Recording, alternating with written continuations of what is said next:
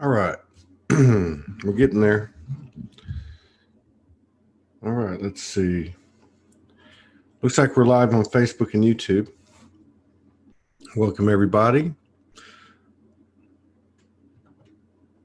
I'm moving slow this morning. The Schumann resonance is going crazy, and I've been dizzy. Be right back.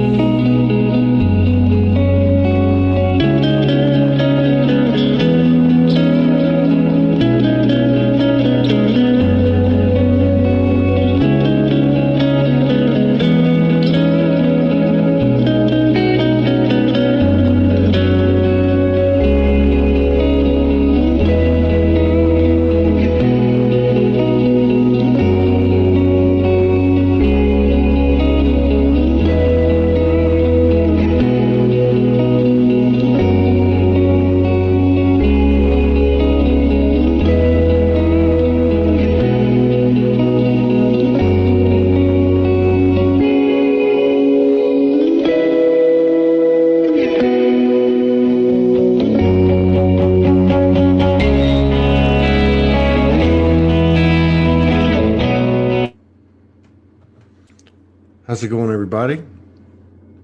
It's the first show of the day. It might be the last one. Oh, my God. Judy Dyer says she's been so dizzy and nauseous since yesterday. I was getting worried, but noticed from other posts others are experiencing it too. Yeah. I woke up at 4:44 yesterday morning, and I woke up at 4:44 today, but I didn't get out of bed till like 6 today. But yeah, I saw some Schumann resonance stuff go up and all that stuff. Got a great show. This may be our only one today, unless I get a second wind or something happens, because we did have a cancellation. But anyway, we met this beautiful sister. She lives in Moscow, or right out of Moscow, I think. We met her at the open mic a week ago this past Sunday.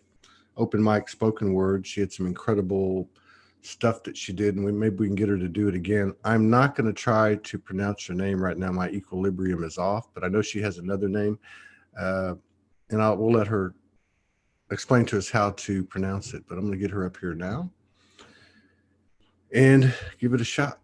Let's see. All right. Thank God I'm sitting in a chair.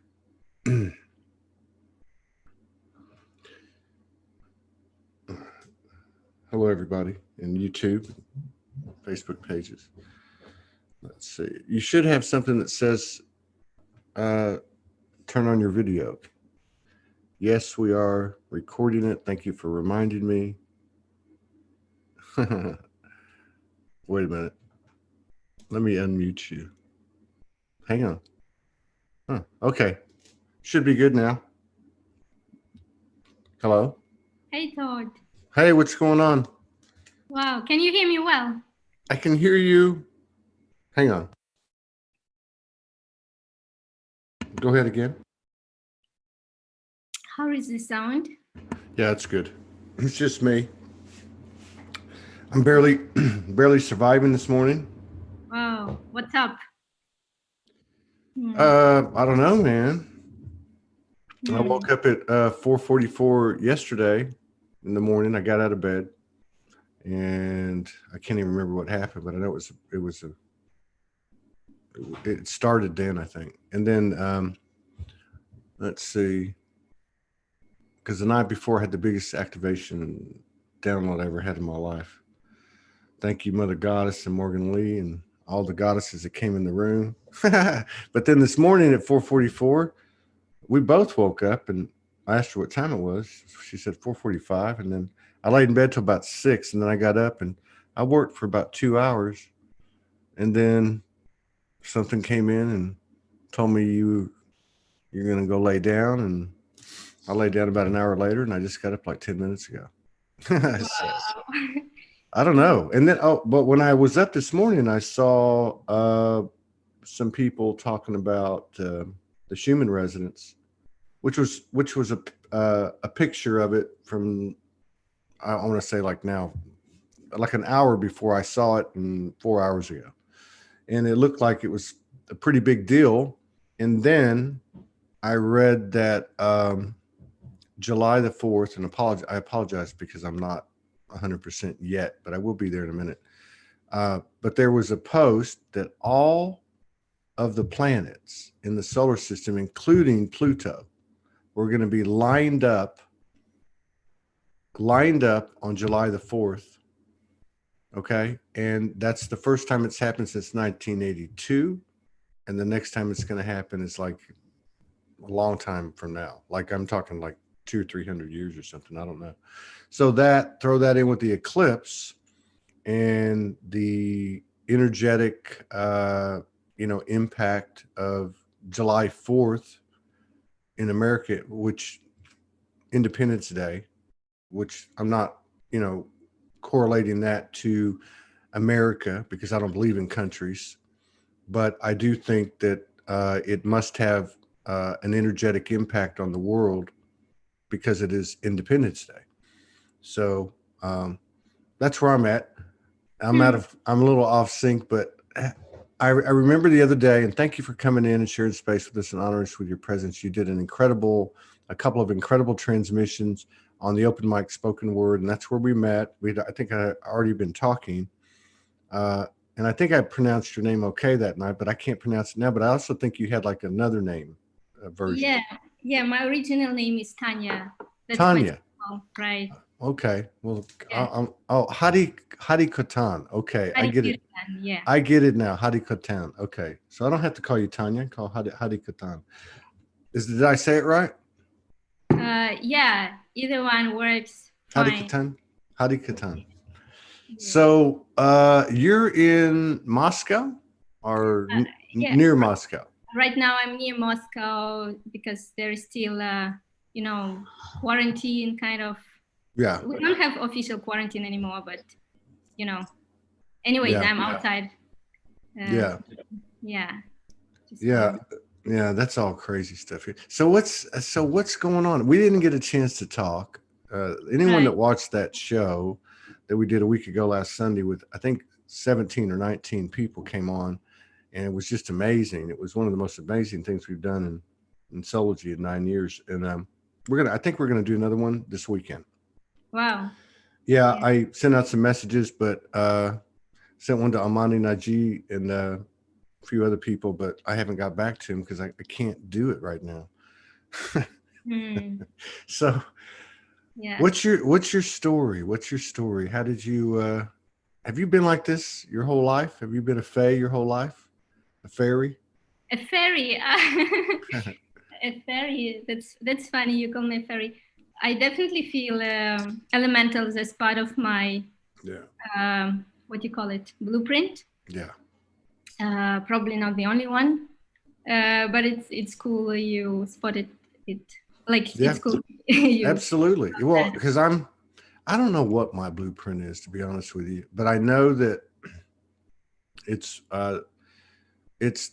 a big part of it is like, I know I've gone from the soil to the soul today. I mean, I know I've gone from the dirt to the rocks, to the crystals, to the insects and the, mitochondria, and I know I've done all that, but so the elementals, the nature beings, the trees, the elders, Sasquatch, that the fairies, I pick up on them.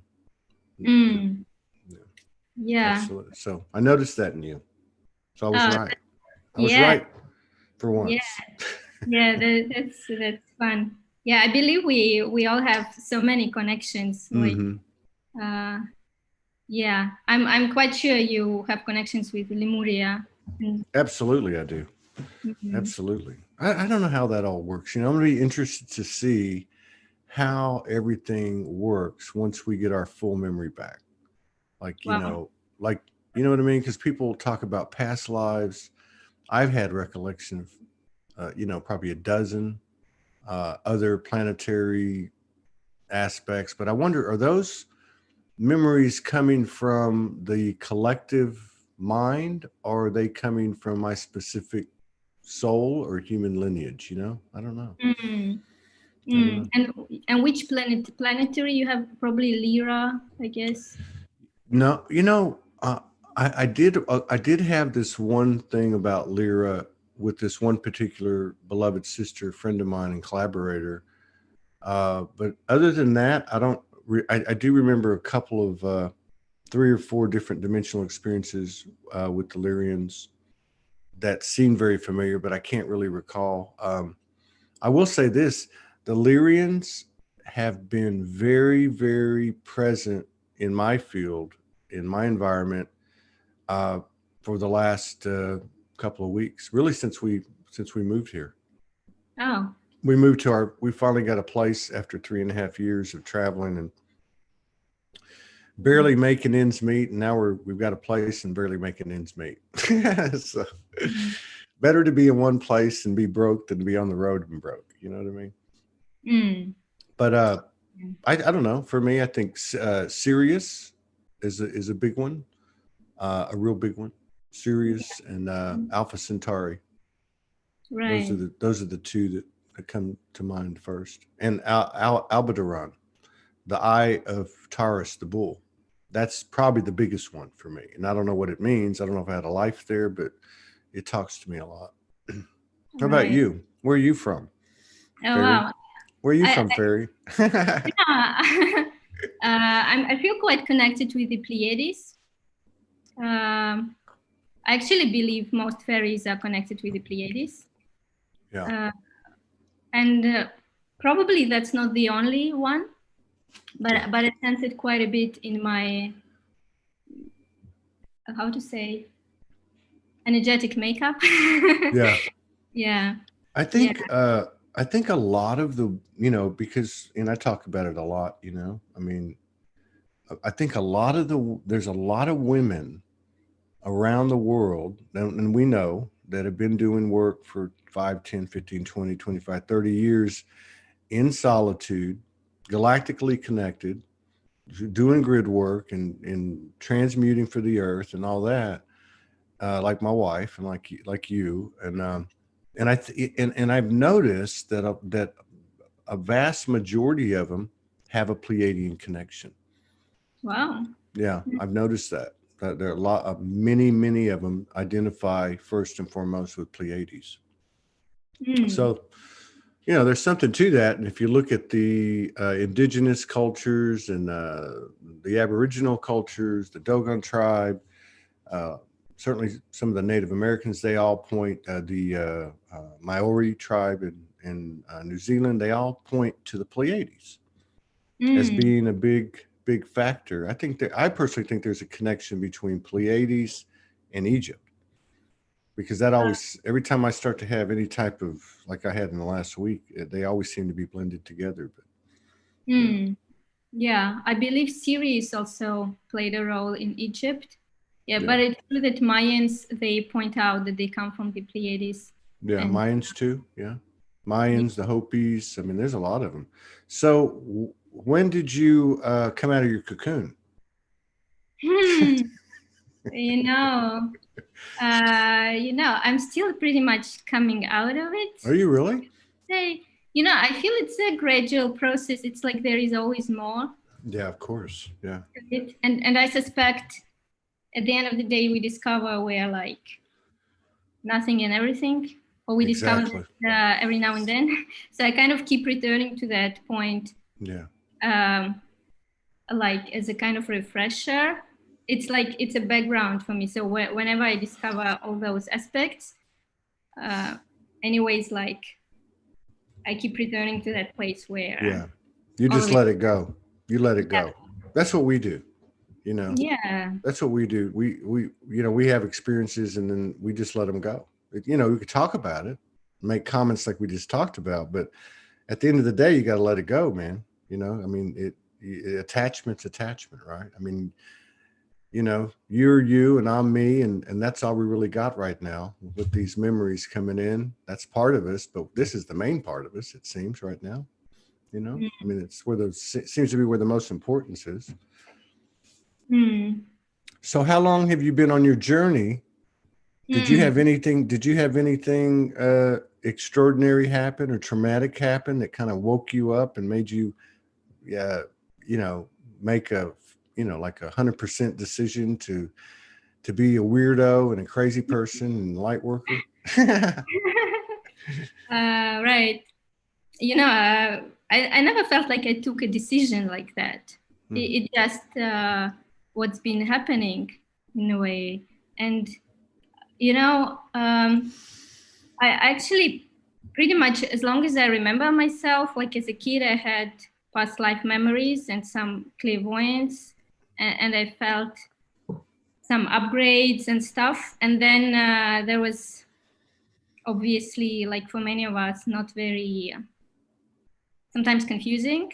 And as a small child, Yeah, like scary. It can be overwhelming.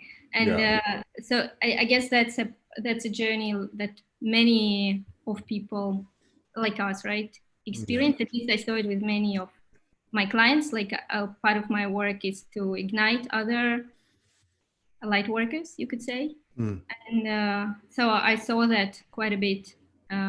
That's a kind of pattern like that.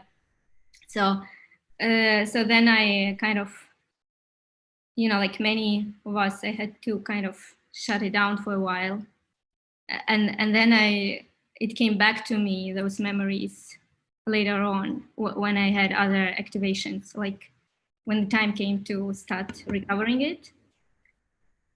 How did Yeah. that start?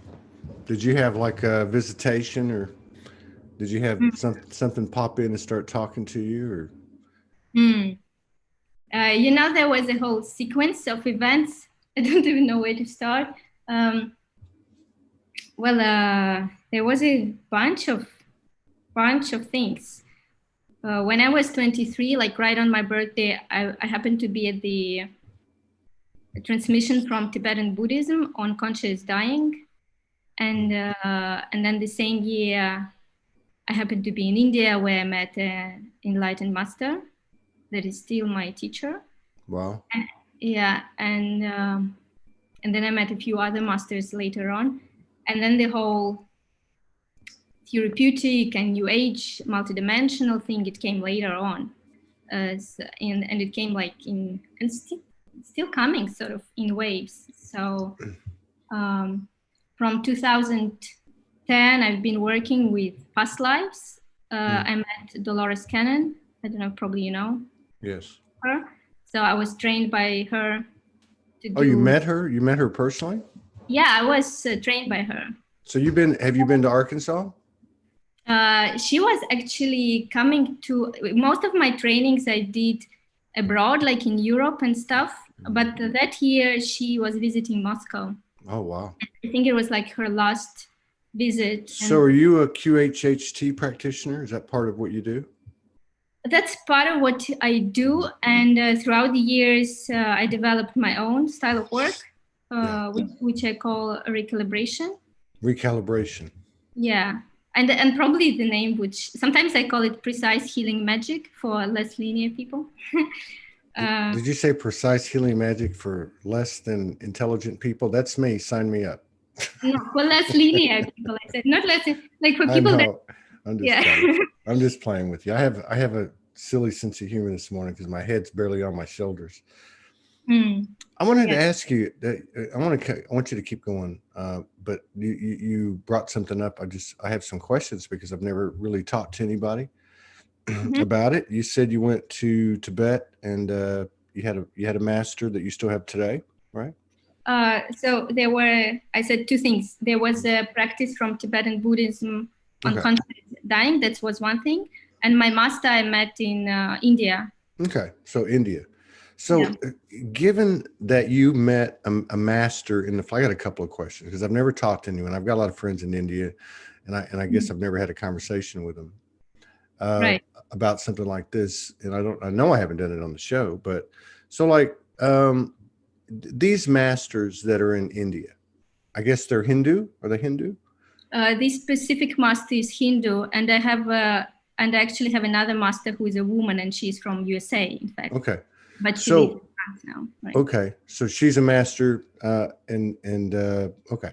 So given that, like this year, I know I've talked to a lot of people on the show, and I've watched the energy in the field, and there's been a real difference in, like, a lot of the people that come on that do the type of energy work that you do have noticed that since the late last year that, you know, something changed, between the relationship between the practitioner and the client. And it's like something changed in it. And if I look back at the old, you know, the masters, the stories, I read quite a few books in regard to those types of cultures, like the adepts and the Tibetans and the Shakers and the yogis and that type of thing.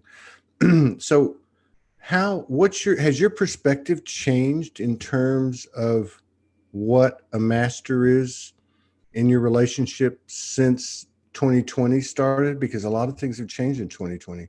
I'm just curious, does it feel any different? Do you feel more like a master? Do you have a different frequency with them now, or do you interact with them as much? I mean, has there been any difference at all in your relationship with the two masters that you follow? Wow. Wow. Interesting question. Wow. You know, first of all, my feeling is that my frequency, as well as your frequency and all of us, it keeps changing, you know, constantly. Like you said, today you felt a shift, and we are in constant waves of activations in a way, right? So it keeps changing all the time. And as for the masters, and by masters, I mean, how to define them even? Well, I have a kind of different relationships with the two of them that are my core teachers, I could say. In that way, the master in India, he's not so much online, right? So the only way to be with him is to actually go to India, or sometimes he's in Europe. And then if he allows you, you can stay at his ashram like for a while, and he barely communicates with you, but something is going on. You're like in a, how to say, like in a washing machine for your brain, kind of.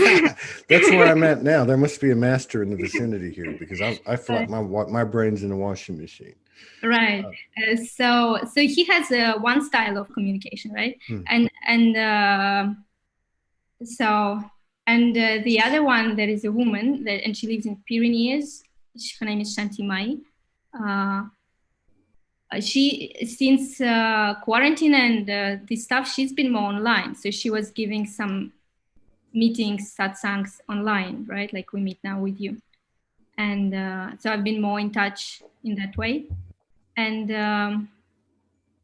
I don't know if I could say that the relationship changed a lot. It's more like, well, hopefully I grow, kind of, right? But like, but still, you know, for me, what I define as mastery is, though it's hard to define, but the feeling is that a person is constantly holding that awareness of totality. Yes. And not like shifting back and forth. And, so and they can have, they can have personal features and character, and they can get angry or anything, but they somehow hold that awareness of totality of things. So they can get emotional without projecting or acting out. I mean, they can act out, like the behavior is there. It's like they have a human side. Right? So it's hard to define what it is. It's not so much about behavior, I guess, but the level of consciousness is there, and where whatever. It's good. You're doing good. Yeah. Doing good. To be honest, I've been pondering lately, and I even asked my teacher about it, that my own work is more in the new agey kind of field, right? It's about activations and healings. that's what I do, right? That's what happens through me as for now. Because I don't feel I'm in a position to transmit that totality because I'm not constantly in it, in my mind. And that was where my next question was going to be, because I've never asked this question. So it's like a two-part question. So you already started on the second part. But so like for the first part, do these masters, or do, you know, these Far Eastern, you know, these Far Eastern school of thought and such, do they ever talk about elementals? Do they ever talk about galactics? Do they have the same type of experiences that many people talk about on this show in regard to those things? Wow, that's a cool question. You know, this second teacher that I mentioned, that is a woman, she talks about them. Like she mentions Pleiadians and elementals, and she's very open to indigenous traditions. And she doesn't call herself non-dualist or Advaita or anything like that. So she calls herself more like a totalist.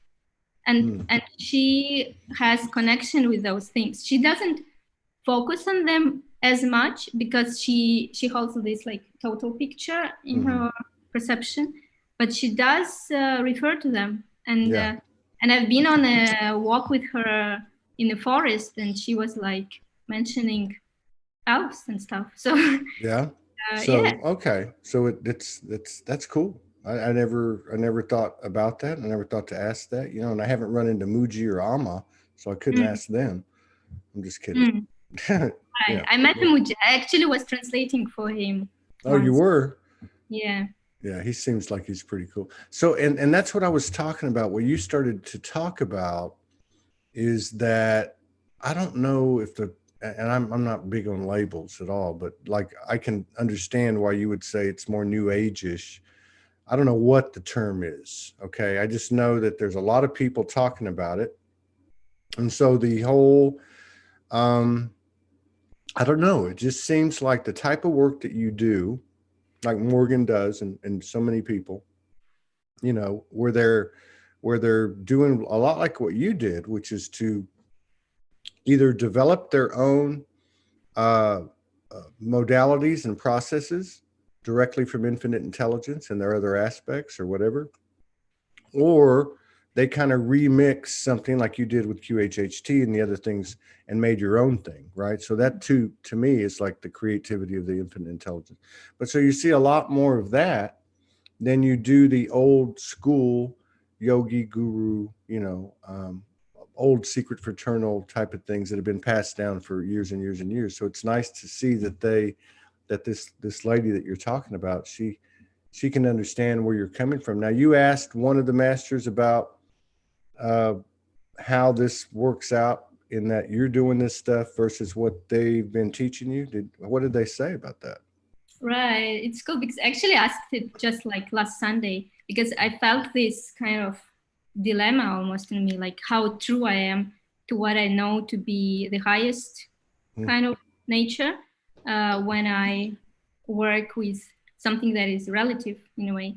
And so I asked her about it, and she said that it can be combined in a way, like as long as you are authentic and coming from your heart. So she said something encouraging. So it's been more my dilemma. Like for her, it didn't look like a problem. It's in your head.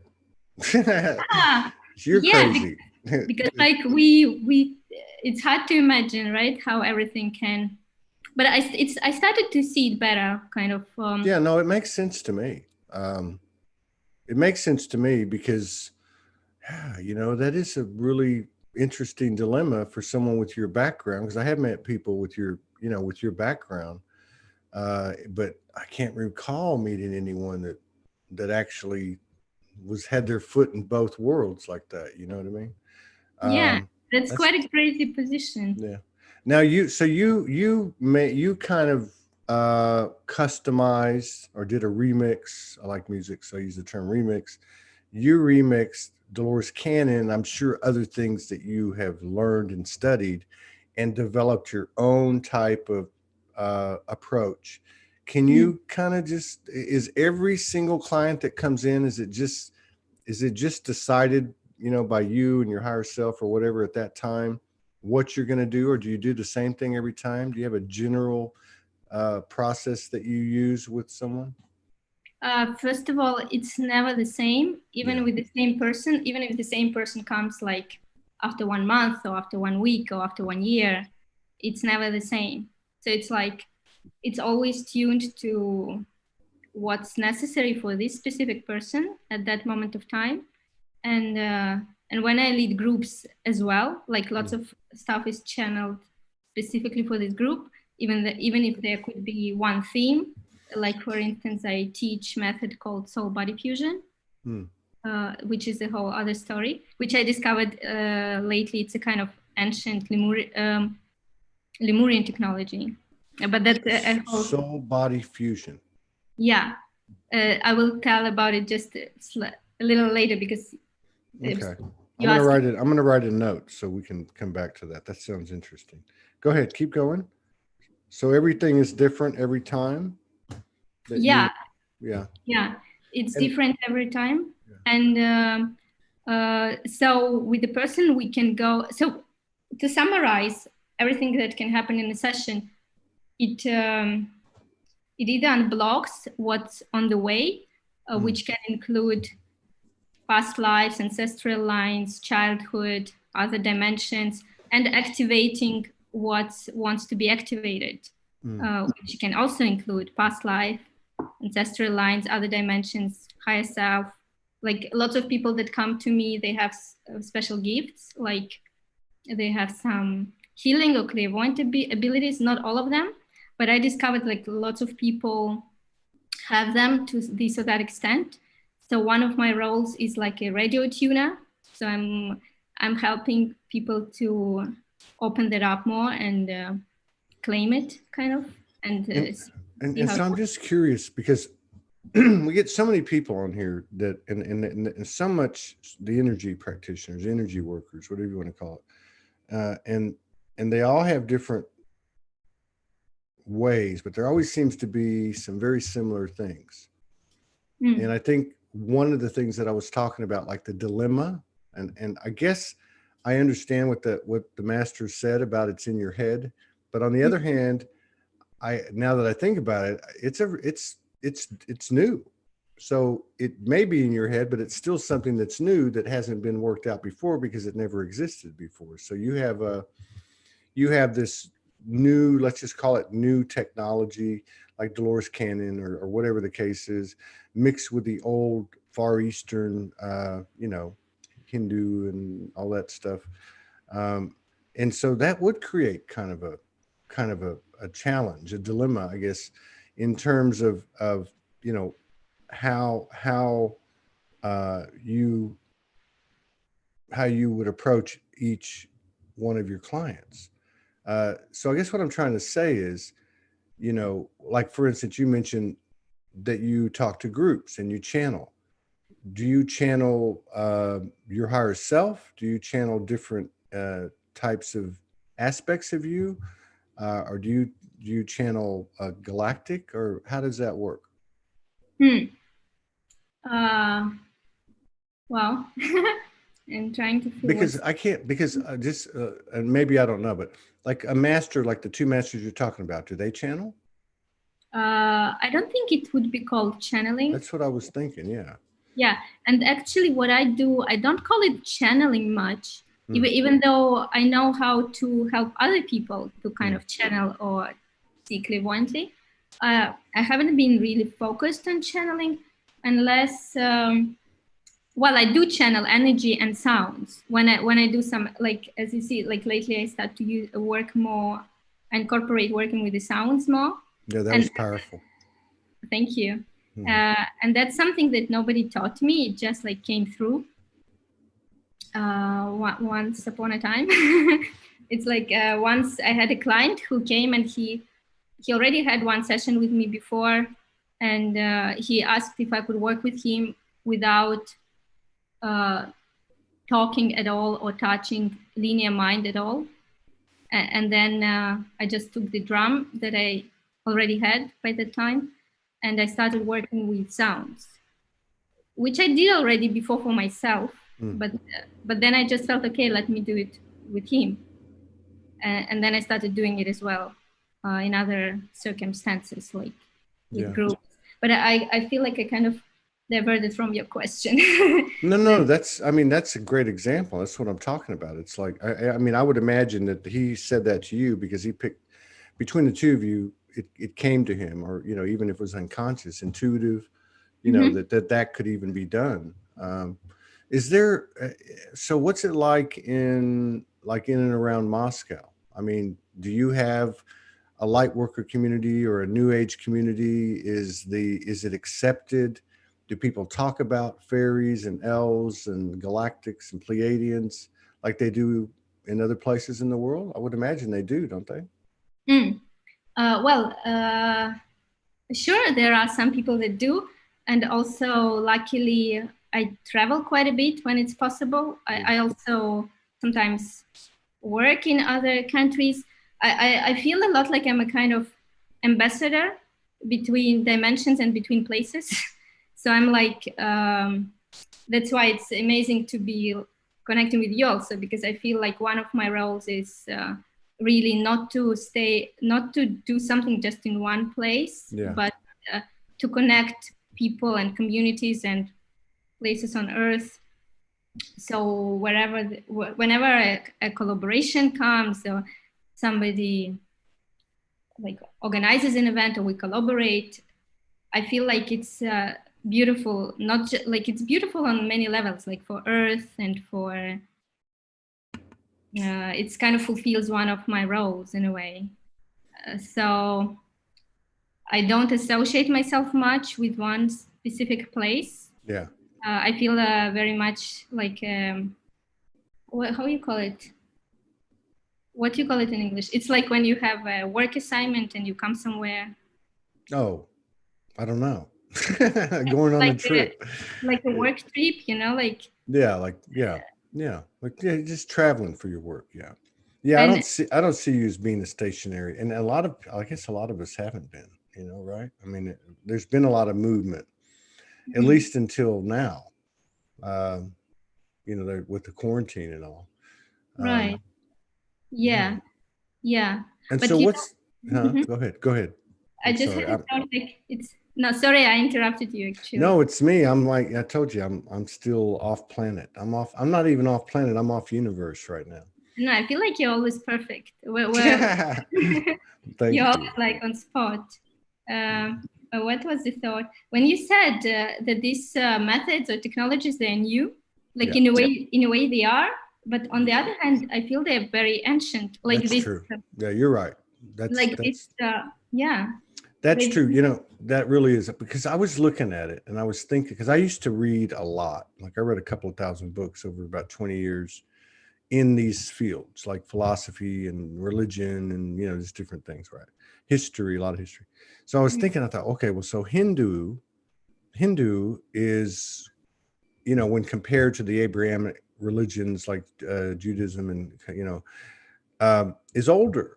And they talk about blue people, and they talk about a nuclear holocaust, and they talk about, you know,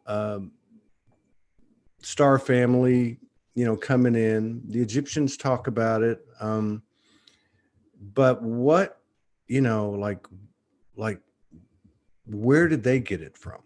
Right. You know, like Samaria and before that. And yeah, I think, what you're saying, those things, you know, they talk about mystery schools, you know, there's my understanding and my own downloads, and then some things I picked up from other people and read, that the star family, when they came in to work with these civilizations, had to work with the women, because the women had the infinite intelligent link, like women's intuition, to be able to understand these things. And they were the ones that originally taught the sacred wisdom and the sacred rituals and that type of thing. But yeah, I think you're right. I think these things probably were, you know, put in place a long time ago.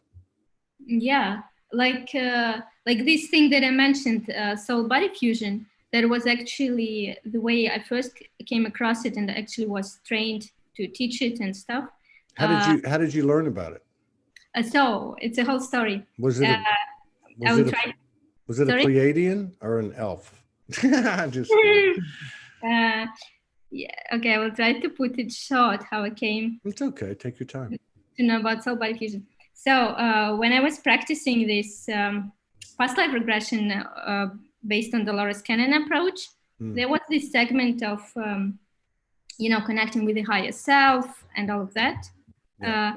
And I always thought like, okay, isn't it kind of weird that in order to connect with our true self, we need to be in a trance state and do very specific procedure just to connect with yourself, right? And then actually one of the clients, he kind of channeled for me that in this trance state, that I'm gonna meet some new methods and I'm gonna blend them and something new will come out, right? And soon after that, I came across this other modality that's called aura transformation from Scandinavia. And that was working on bringing like your core energy, bringing it back into yourself. Yeah. Right? So all those things we're connecting with to kind of embody it more. That's basically a process we are going through anyhow. Yes, true. When we, since you feel also like soul retrieval, aspects of the soul that you left out there. And of course, we can't forget about all the multifaceted human things we left everywhere too. Yeah, we left things all over the place. All over the universe, all over Earth. Yeah. Every person we had intimate relations with and all that, Okay. But after all of it is ours anyway. So that's not it. But anyhow, so I started working with that, and aura transformation, it works like, to put it short, it works with the new time energies, like like it speaks of crystal children, indigo children, like rainbow children, and helping all the generations to upgrade their system to this new crystalline, like the ones our small kids have, right? So it's because lots of us come with this flame, like the spirit is very advanced, but the hardware is outdated. Yeah.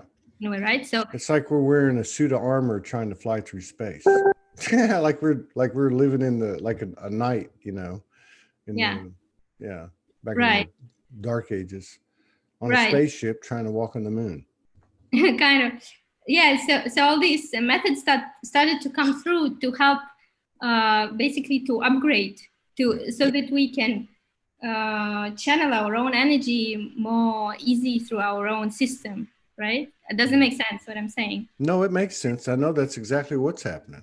That's what's happening to all of us now. Exactly. That's what's happening to all of us. And it's been increasing, especially since 2012. And even before, of course. But So the soul body fusion that you've developed is basically assisting in upgrading the DNA, moving the person from carbon to light body, bringing in, or I guess opening or clearing to open themselves up for more code and downloads, transmissions, that type of thing. So just to be clear, both of these approaches, aura transformation and soul body fusion, I have to say they were not developed by me. I was actually trained to do them. So aura transformation was developed by a Danish woman called Annie Senov, and it's been mostly popular in Scandinavia. And soul body fusion, it was channeled by Jonette Crowley. I don't know if you heard of her. She's from USA, from Colorado. And I met her in Copenhagen.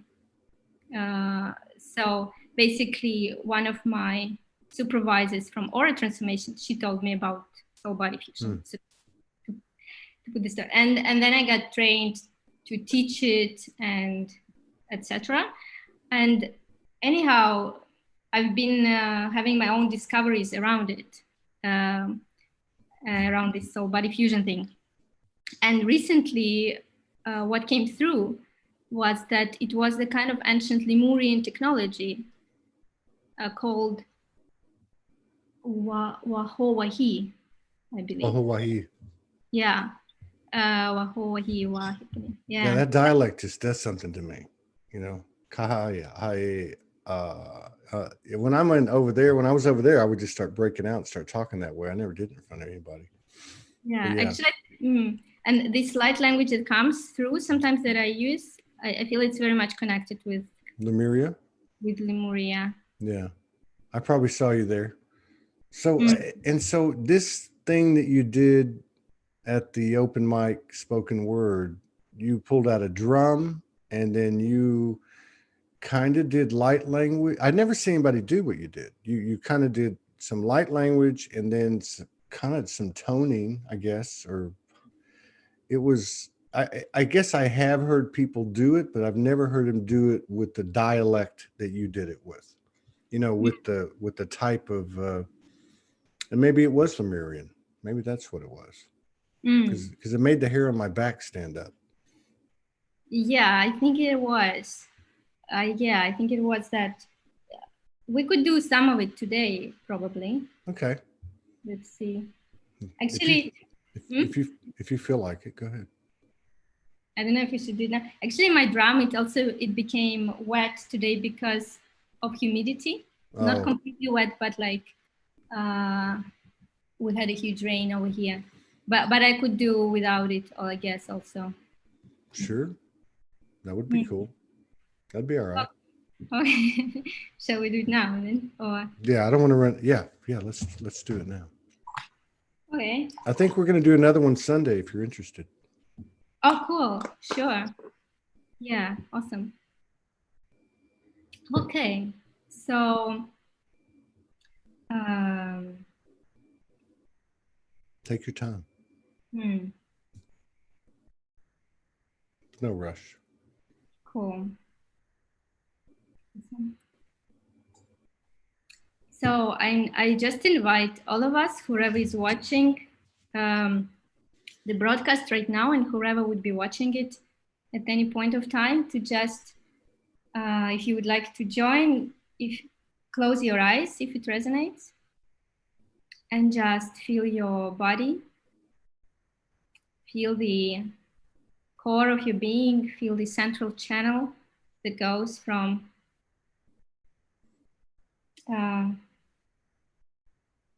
perineum up to the top of your head. And let's feel that we are all in one group, like a circle, looking at each other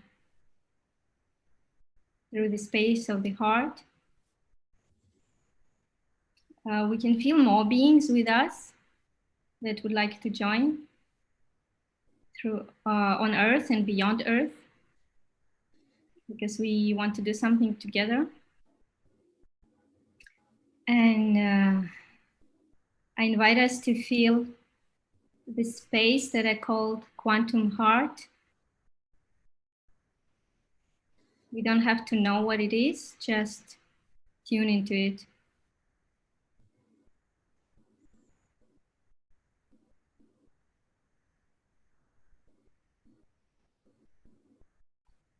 Yeah, it is the space where we are all one, everything is interconnected and possible. And yet each one of us expresses a unique frequency, a unique vibration.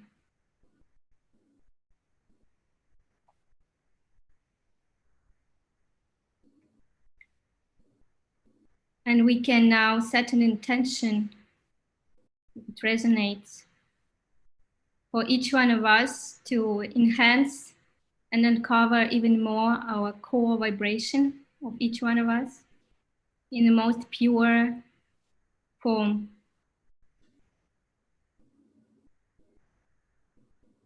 So that it is expressed in the most pure way.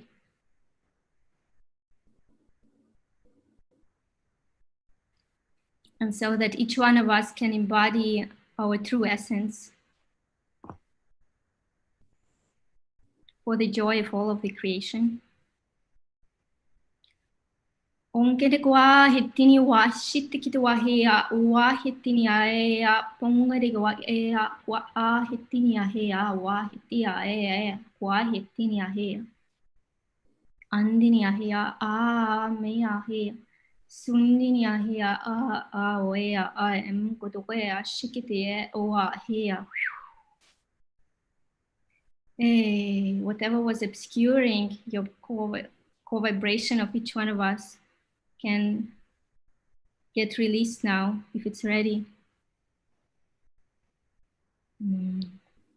Ahitini kia hea wa hea wa hea wa hea wa hea kwa hea me sundini hea kwa hea wa hea tua she esh mea indini hea kia hea wa. And if it resonates, you can tune into something that is called the sun discs. They're rotating and helping to ignite the body so it can hold more of your core frequency. It ignites the energy within the body so that the core frequency can get embodied even more to the extent that it's harmonious at the moment.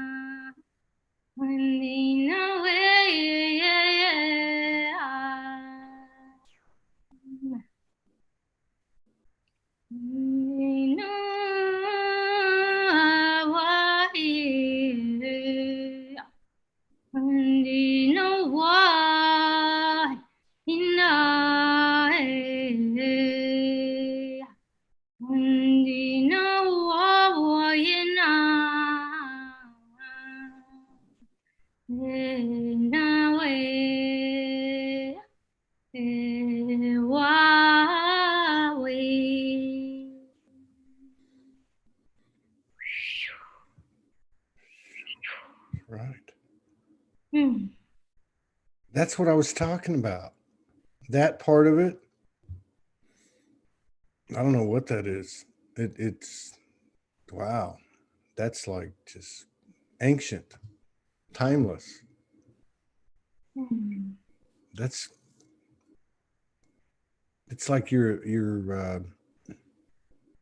it's like there's musical instruments backing you up, then there's none of them around. They're in your voice. Wow. Powerful, powerful message. So it sounds like your part of your mission or your purpose is to help people to clear so they can be receiving and remembering and not only memories and code, but also what their own gifts are. Yeah, exactly. Yeah. And this so body fusion process, it's also it works that way that whoever comes, if it's a group work, they have their own things happening for them. So somebody has, everybody has their own specific qualities that get ignited. I'm just curious. You've studied in the Far East. You've been clairvoyant when you were a kid, and other things. And then, of course, you've been exposed to the West, Dolores Cannon, and you know, you're connected to Lemuria and ancient Pleiades. And what are like a couple of the most you know, intense or profound experiences that you've had? Was it visitations or apparitions or a dimensional experience, or, you know, you went into the backyard and saw all your fairy sisters, or, you know, I mean, what's like the things that made you go, holy, you know, like, oh my God, you know, like where you really had to say, did that happen? You know? And the reason I ask that is because there's a lot of people that are waking up now that are going through things that are pretty mind blowing. A lot more people are talking about it now, you know, but back in the day when things would happen, you didn't have anyone to talk to about it. And if you did talk to someone, they thought you were crazy. Have you ever had stuff like that happen to you? I had lots of crazy stuff. No? Sure. You know, one of the probably there were a few standing out ones. One was when the first time the Pleiadians came through and started like talking to me, and I felt like, and it was interesting because it was right after I had some conflict like with my father. Curiously, it's like, and all of a sudden I had like lots of rage, like Kali energy came through, and I felt like I had to release lots of, you know, things that happened to me as a child and all of that. So I had to ignite like something very raw, like very, very raw and kind of earthly and kind of Kali-like, to feel that I'm like fully protected. And and then when that energy came through, all of a sudden this very subtle Pleiadian energy came, and they were like talking to me, I could say. And I was like, where have you been, guys, all this time? And they were like, okay, they were just like, okay, you had to go through some healing and all of that, you know. And yeah, man. And another intense one was when I remembered myself as an elfin creature. And I was like, yeah, that was in the forest. That was great. Yeah. Yeah. And still you seem like you're just, you know, I mean, I know we're all made up of a lot of different stuff, but you're elemental. Your elemental you know, frequency is like huge. That's true. That's true. I believe not only that, but that one is quite prominent. That makes me feel a bit like but sometimes I transmit more serious energies, you know, like, because, you know, elemental. Just let me know when you're going to do the Kali energy so I can, you know, not be around. That one's come to see me a few times. Yeah. The Kali is intense, and also one of the standing out that I keep returning to is was in the ashram of my teacher in India, and that one I hold as the purest in a way so far, even though all of these experiences are important in some way, I could say. But that one was where you can say all of the identity kind of dissolves, and well, it's hard to put it in words, but it's like when you feel one with everything. You know, these words, everybody says them, but you're doing a great job though. But yeah, I know what you mean. Yeah, it felt like yeah, and it's like an anchor point, like a lighthouse. I don't know what to call it. It's like and I think too, it's relative to what's going on at the time. Like you were talking about, you know, you had something happen with your dad, you know, so it's, you know, it's kind of hard too, because I think back on my own stuff and it's like I could probably name, I don't know, 20 things, but it all depends on what was happening at the time, you know. Like, you know, you have something like say in the last year, if I'm I'm sleeping with a roof over my head. I'm in a bed. I'm in an air-conditioned house, and some dragons pop in. That's pretty intense. But when you're on the streets and you're homeless and you're in sadness and your heart's broken and you're connected and an angel appears before you, that's a totally different, because you're in such a intense state, like you were with your dad. Right. So it's yeah. It's and it never stops. Like, to me, the dimensions and the veils are they're just getting ripped away. They're just and I wonder sometimes, like, what do you think? I mean, I wonder, are we going to walk outside and see the elemental kingdom or even the plant kingdom with more visibility, where not just a few select people hear the voices of the trees, but everybody does. Or not just a few people see the elemental community, but everybody does. I wonder if part of bringing heaven to earth is to include all kingdoms of the universe to be seen by each other. I wonder about that. It's curious. Well, I believe for everybody to visually see them, my perception is it would take a while for Earth, at least in terms of human life, timing. That's my perception. But I feel that it's completely possible pretty much for everyone to connect, to tune into that. Like, I was leading quite a few times people into process to connect with the trees, with the fire, with elementals, with mountains. Like, I kind of, as soon as I started teaching, like soul body fusion and stuff, these shamanic aspects, they came through. So I always like to include that. And usually when we do it as a group, everybody can do that in a way. Yeah. And at least people who happen to be in that group, Well, there's a lot to be said for that. And that's another thing too, that's happening, I think, more now than it used to, which is, for so many people, these divine episodes happen when you're alone. So nobody else sees it. And you're like, oh my God, did that just happen? I guess that's the way it has to start. I don't know. But now there's people that are doing it in groups, or two people together, 2 or 3 people together. They see the same thing. They experience the same thing. And then you get into the questions of,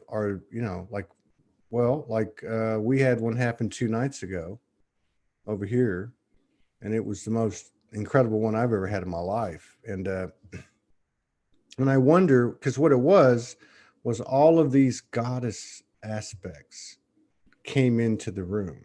Wow. And it was like, it was, I'm still trying to figure it out. That's probably why I'm so messed up right now. I have no equilibrium. But what I was getting at is, so I talked to Morgan about it, and the next morning, of course, I came out and my human was all messed up. I was like, oh my God, And she said, well, what happened last night? Like, she already knows, but she just says that to me just to, And I said something, and then she said, well, all of these goddesses came in. And I said, but those were you. Like, those were parts of her that came in.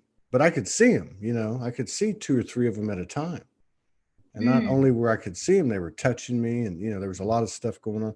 But what I'm trying to say is, and then I started thinking later, I thought, well, I wonder, how does that work? I know we're all one in the end, but down, here, whether it's aspects like that, or whether it's the nature beings or the elemental kingdom or plant kingdom or animal kingdom, whatever it is, are they all separate fractals, just like you and I are? And then you have, each fractal has its own monad or its own aspects. I mean, I don't know how. I mean, I'm just curious in my mind, so I always ask questions like that. But can you tell a bit more about those aspects that you saw that were part of Morgan in a way? Yeah. Oh, tell you about it? Yeah. So, I think I'm going to do a video, or her and I are going to do a video on it, because it is really important. But in terms of the that little part of it. Okay. So what happened was we were actually just going to go to sleep and we put our hands together at night, and then we see what happens. Sometimes nothing happens. So something happened. As soon as we touched, I could feel something was going on.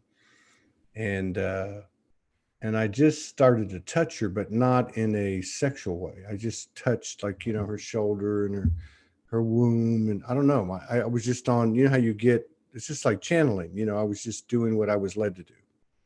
And then I had to say something to her.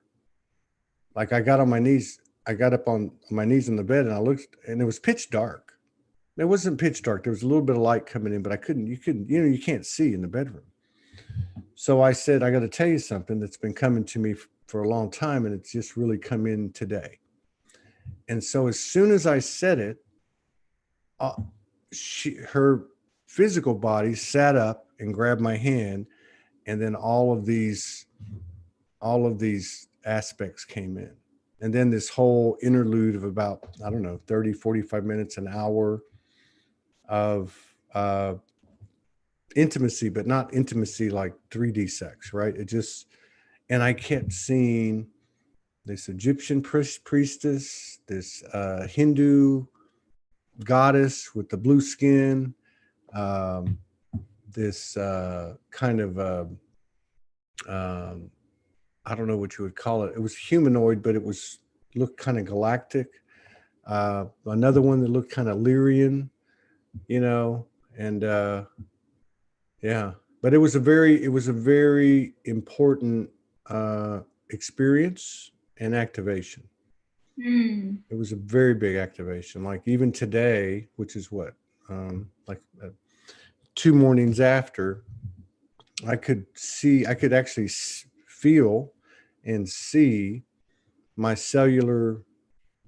all the cells of my body changing. Like, they were clean, and they were different, totally different. Like, something really big happened as a result of that. Wow. Yeah. Wow. And she, and even like looking at her, which has happened before. So there's no body there. It's just the cosmos. It's like like when you look in the sky, but you're looking at the body and it's not there. It's just a bunch of, like, it looks like you're looking through a telescope. Like, there's just, like the cosmos, like stars in darkness, but a lot of energy moving around. Yeah. It's curious the way you describe it, because that's the kind of place which I feel, especially in Tantric connection. Like, when it happens, I feel all of a sudden, wow, I'm becoming a cosmos. Yeah. It literally what it feels like. It's wow. It's quite amazing what this tantric work can do. Yeah. Like, I feel we can so much activate each other as masculine, feminine essence. That's actually also how I started to speak the light language first time. In In Tantric? I mean, you were in a Tantric frequency? It was actually curious. It was actually during physical sex, in a way, but with a very tantric quality to it. Like, I got you. I know. I'll tell you what, and I can only speak as a masculine, but man, when I start hearing that light language, there's nothing that turns me on like that. and it's like, oh my God, get this. Oh, really? No, I know what you're saying. Yeah, because see, we didn't meet for about 1.5 years. Okay, so we would do, Tantric, I think, is more coming from, like going up, right? Like from the human going up, right? And so we went from up to down. So we did for 1.5 years, we did, I wouldn't call it tantric, but heriosgamos, or etheric intimacy, merging chakras, exchanging code. We had many, many experiences. So then we came into the physical. We kind of went the opposite way of tantra, but I get what you're saying, because we've had many episodes of, where the ceilings disappeared, and we're both looking at it. Spaceships going across the ceiling, or what would be the ceiling. Oh. Different beings. Like when we were in Hawaii, the room filled up with old grandmother Lemurian ladies. Yeah. Wow. When you were connecting energetically? No, I went to Hawaii, to Kauai, and I was there about 6 weeks, and then she came. And in that first 2 weeks that she was there, we probably had what I would call five intimate interludes where we went. It was a dimensional experience, like it was 2 nights ago. It was a dimensional experience. Like one time she turned into like this, 18-year-old Lemurian princess, and I was like this 18-year-old, fisherman boy or something. And there's all these grandmothers around us, and I mean, yeah. So there's something to that. There's something to, and I think some people can do it one person by themselves and experience these things, but it has something to do with the balance of the masculine and feminine energies, which doesn't necessarily mean it has to be a man and a woman, or it could be 2 men, 2 women. It could be, but just something about the energies itself in the vortex they create that becomes unified. Something like that. Yeah, exactly. It's been drawing my attention quite a bit also, like this possibility to ignite and unite both energies within oneself, and what can happen in interconnection is also, it's quite powerful, because it's like, at that specific case which I mentioned earlier, it felt like all of a sudden some aspect of me just woke up. Like all of a sudden I was like remembering myself as some kind of goddess or something of that sort. Exactly. And all of a sudden I knew exactly what should be happening energetically. Like I knew how Merkaba should be like spinning, and all of a sudden I started to tell him in this light language what he was supposed to be doing. And he did it. And did he do it? And he did it, right? I think he did. At least that's what happened. That's what happened with us. I don't think she did. I'm trying to remember, but anyway, so I remember early in our, when we were actually together, that, and we were celibate, so there wasn't any, we slept together, and there might be a little kissing or whatever, but we were celibate. But I remember she started doing light language in the middle of, it was crazy. And I knew what she was saying. So like I remember we were in Georgia, and it was late at night, and all of a sudden she jumped off the couch and started doing light language, and she pointed like that. And the next thing you know, I'm outside with no clothes on under the stars doing this ritual. Wow. So you understood. Cars are driving by. Wow. So and then, and she's doing the light language, and I'm out there naked, and it wasn't sexual. It was just, I'm out there naked. And the next thing you know, I guess she came out of it, and she was human again, and she screamed and ran inside. So I'm standing outside naked, and these cars are driving by, and that's been quite a few other ones besides that. Quite a few. Yeah. It's I don't know. It's so amazing though. It's just like when you go with it, like you're singing, like you're like whatever that you call that. You can only do that when you let go. Like when you let go and you let go of being consciously aware of being embarrassed or somebody's watching me, you just do it, and no matter what I've found that no matter what it sounds like, it works. It always works because it's so pure and, untainted. It's just pure. That's why it can be anything. It can be like that lady Ernestine the other night playing the guitar. That was her light language, Yeah. Oh, thank you. And I'm aware that it's totally possible to do those things in complete silence. Like I see quite a few colleagues and teachers that do transmissions in silence that can be also very powerful. Yeah. I feel that's also one of the ways. So yeah, it's just when it starts to get what gets to me, or it doesn't get to me, but I find fascinating, and you want more, but it only comes when everything's right. So that would be like what happened 2 nights ago, or like one time we were laying there and I said to her, they're coming, and she said okay, and then the next thing you know, there's this big black oval energy on the ceiling. And I'm like, hey, do you see that? She's like, yeah, ha ha ha. I've been looking at it for 5 minutes. So we were told, get up on the bed, get on your knees, face each other, and like hold hands. And then for the next 45 minutes, from the chest up, everything turned to the cosmos. And the faces started morphing into other incarnations and on planet and off planet. And and I can remember another time, like right after we got married, she put her hand on my chest, and we were laying in bed, and she was not telling me, but it was in light language, like how much she loved me. But then her face started changing into all these different aspects right before my eyes. And one of them was Callie, by the way. oh, Half her face was black, half was white, and her tongue hang down about right here. oh wow. So Yeah. how do you explain that? See, that's why I say, are we going to be able to walk outside and see the elemental kingdom?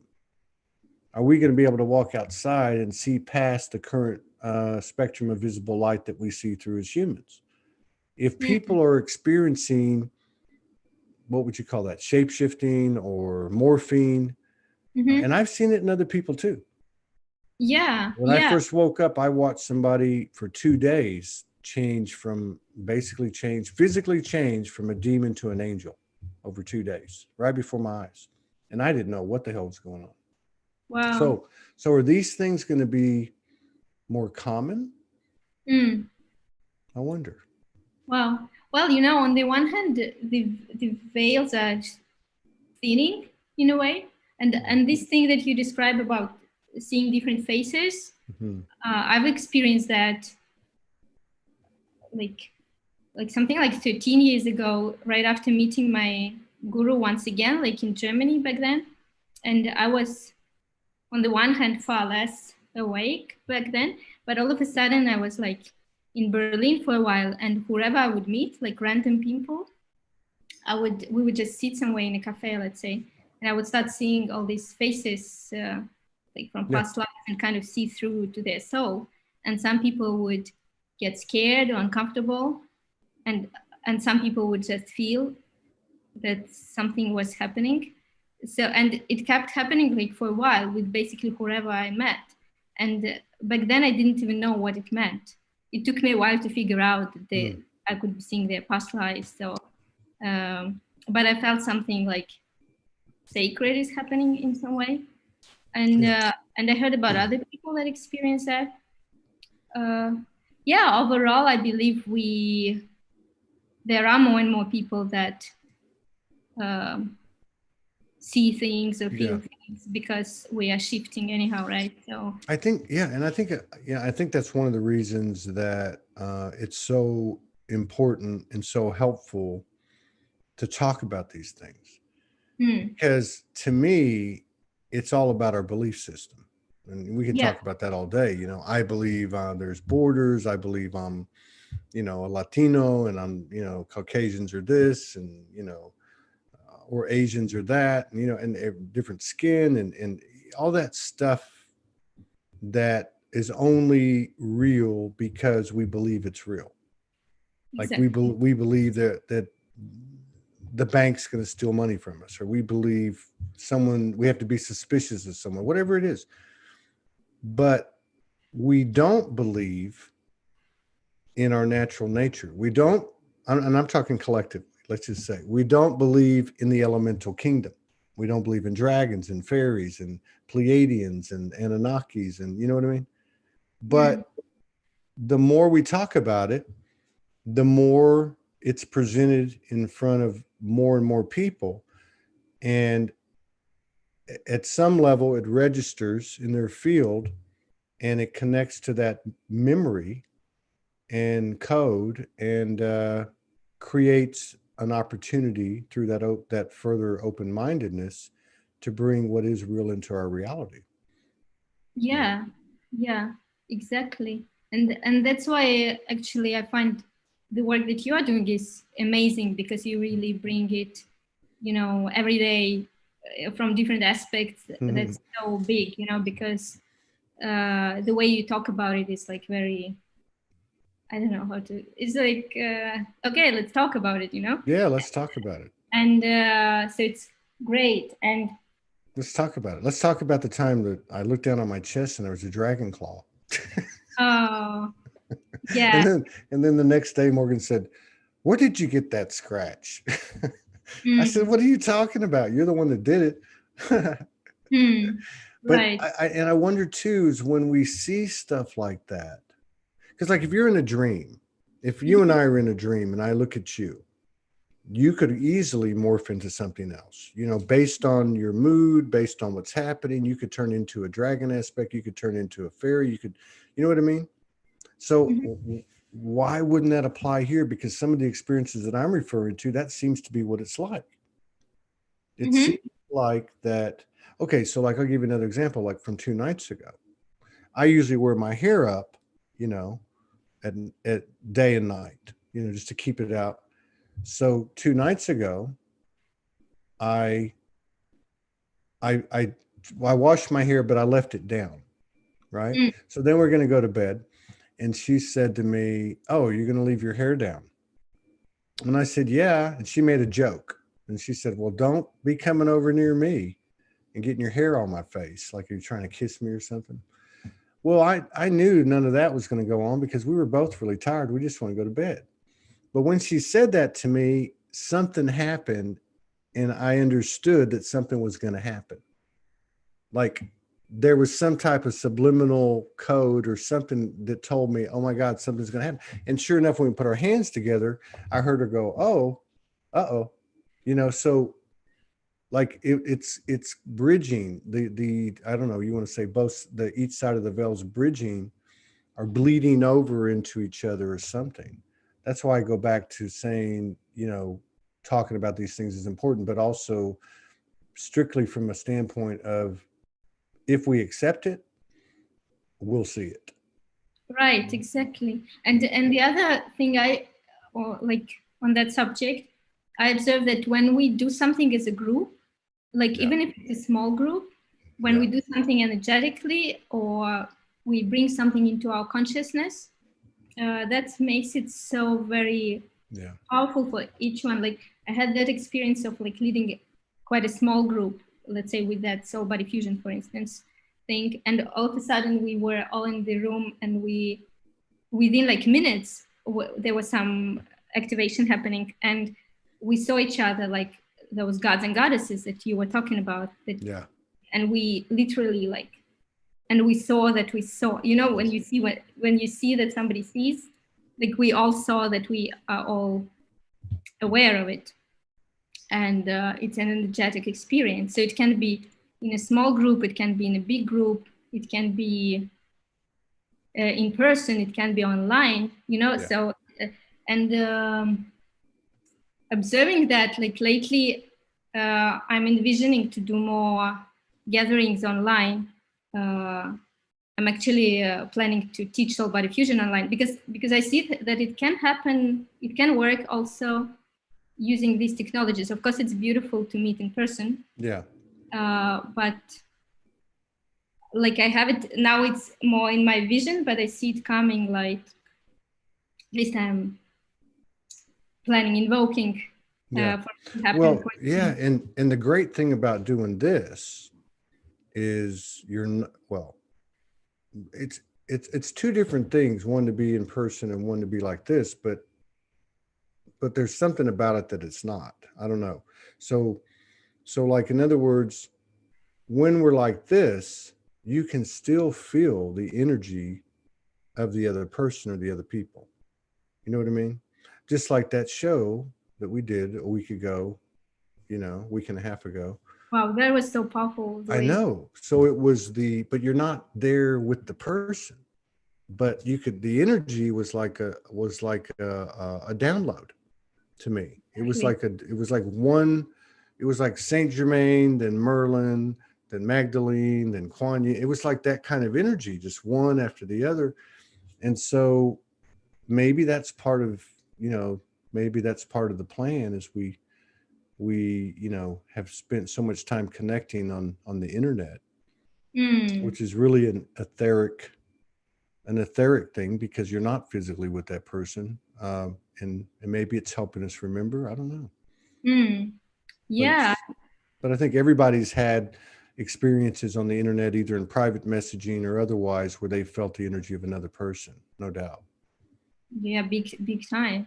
Of course, it's amazing to meet in physical. It's beautiful, but it also can be quite tangible on distance. And like lots of my sessions these days, I also do online, and some of these people I never met, and we even can connect only through audio, without even seeing each other, because during the process I don't need to see, actually. Yeah. But and it's crazy to think like, oh, we never met, but the feeling is the same. Yeah. It's quite incredible their way. Have you been having deja vus? What people call deja vu. Have you been having more of that lately? Like super deja vus? I've been having. I mean, I've heard people talking about it. Lucid dreams. That people have been having more lucid dreams. They're remembering more of their lucid dreams. And then the other thing that I was wondering over the last 2-3 days is, I've heard a couple of people say about deja vu, and then I've had some where I'm like I had one yesterday, and I was like sitting there online, and I was like, I know this already happened. Like I knew that I there was no doubt in my mind. I knew what the woman was going to say, and she did, but I didn't say anything at the time. Yeah. Have you been having stuff like that happen? No, I have it every now and then. I didn't notice if I had it more lately. It happens like time to time. I don't know if I can say that I've been having it more. I don't know if I paid attention, but that's curious. Do you have some theory? What is that? I don't know. I just think that everything's bleeding over. I think that the more that we do stuff like this and talk about the things that have never been talked about, and acknowledge those parts of us that we've never talked about. It's one thing to say, hey, I was traumatized when I was a child, and I want to tell you my story, or I was an alcoholic, let me tell you my story. But it's another thing to say, hey, you know what? I got visited by 3 light beings last night, and they told me that I was from Andromeda. Or I went riding on a dragon last night. Or I went out to this back area over here, which is true, about a week ago, and saw a bunch of fairies, and the trees started talking to me. Like, I guess what I'm saying is that I think the more we talk about this stuff, the more of that bleeding over, you can call it veils being removed, is going to occur. And I think one of obviously the programming and the conditioning of the world these last few thousand years has kept us from that. Like, don't have sex, it's bad, or follow this religion or you go to hell, or whatever. But I think I think at this point now, things are getting so cartoonish and ridiculous out there. Like, can you imagine the whole world walking around wearing a mask? I mean, like, people aren't going to do it. So in other words, their focus is going to turn away from that, and start turning into this. And as it turns into that, I think we'll see more and more of what we're talking about. It won't just be the weirdos. It'll be everybody. Yeah. You know what? I have this tendency to talk to people about these kind of weird things since a while. Like sometimes I would just talk to random people, like in the airplane or at some party about those kind of weird things. And for some people, it was like all of a sudden we had an igniting conversation. And some other moments, maybe they wouldn't understand it, right? So there is a risk to be like, not understood, kind of, right? But of course, it's much more pleasant to talk when it's exciting for both sides, rather than to be seen as weird. Yeah. You know, but I remember I kind of was taking those risks, even when it was far less common, just because it felt boring for me to talk about other things. Yeah. You know, at a party or something. Yeah, I know what you mean. I think we've all done it. And then you learn not to do it. You know, especially when you first wake up, for those of you that are just waking up.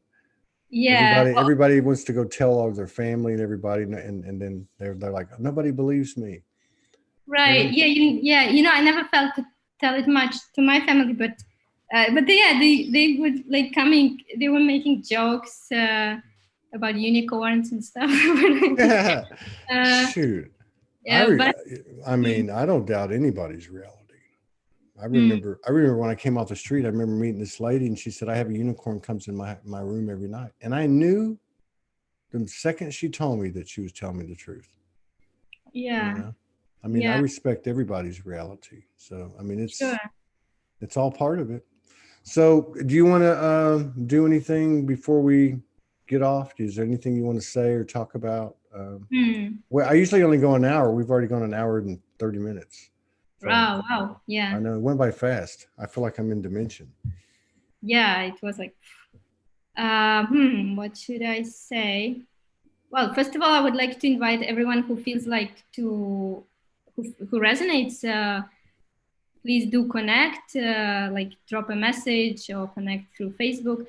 As I said, I am planning to do these online gatherings, some open, or I don't know terms yet, like where we would do some meditations, activations. I imagine to do it in English or in 2 languages.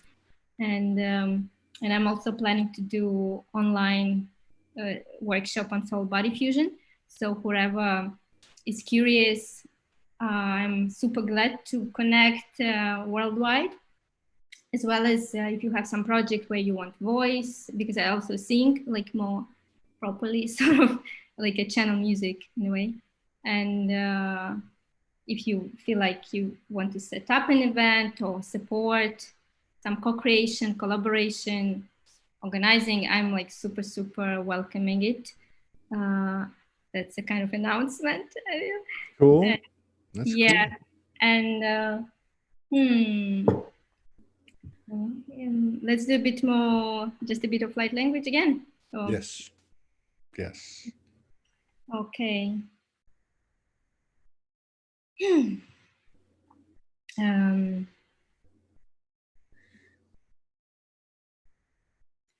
Okay, let's just set an intention that whatever else wants to get ignited within each one of us, even a bit more, and whatever wants to get released right now, we can set an intention that it happens for all of us who would like to join in the most harmonious, smooth way that can be integrated smoothly.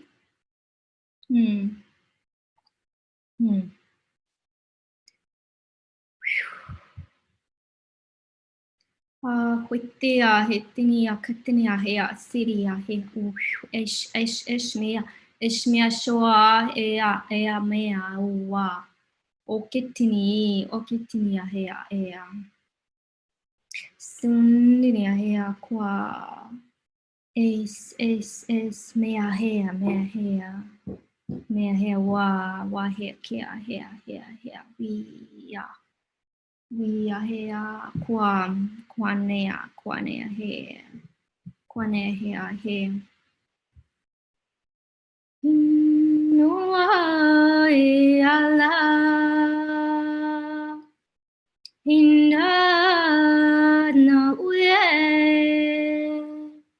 Wane o a Wane o a Undina Undine Kundawi Ama Undo Unda Undani Ewa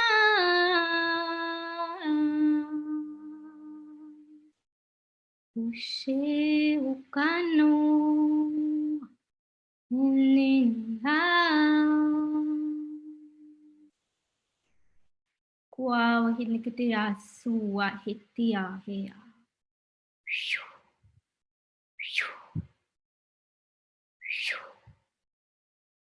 Hitia Hea So it is. I think we're going to do something on Sunday, like we did 2 weeks ago. If you want to come, I'll reach out to you, and I'd like to collaborate with you again later in the year. You know, I would completely love it, and thank you so much for having me. It's so much fun and joy and honor to connect, and yeah, just amazing. I would love to do more when there is a spot and when you feel like. okay. And yeah, and yeah, and sorry, probably you noticed I still have don't have part of I didn't my. notice it all till you said something. Really? I didn't notice. You might want to put your links for whatever you're doing on my Facebook page in this video, and then on YouTube under Soulology One Studios. It'll be up. It's up there. It's live on YouTube right now. And then you might want to put up any announcements that you have in the Soulology group, because there's quite a few. There's a lot of people in there that are looking for that type of thing. It's a very active group, and I didn't know even it exists. Yeah, there's a Soulology group, and if you need any of that information, yeah, this is live on that group, and it's live on the Soulology One Studios page, and then also on YouTube. But those two pages, I think, and that group is a good place to put your links up. So awesome. And the link I should put under the video or something. I would put them in the comments of the video, and the comments of the video on YouTube too, as well. Wow, awesome. On my page, on the video, the live on my page, and the live on YouTube, which is under Soulology One Studios channel. If you need any help with it, let me know. Just send me a message and I'll send you the links. Oh, thank you so much. And actually, I did press a record of this Zoom. I don't think you did it from beginning, but I'm not sure how to save it. If you pressed record, it'll save it to a file, and it's going to save 3 files, and one of them is going to be an MP4, and that's the one you can upload. If you have any problem with that, let me know and I'll send you a copy. Cool. Okay. Peace out. Thank you. Thank you so much. Much love. Thank you so much for sharing space with us. Thank you. Have a good day.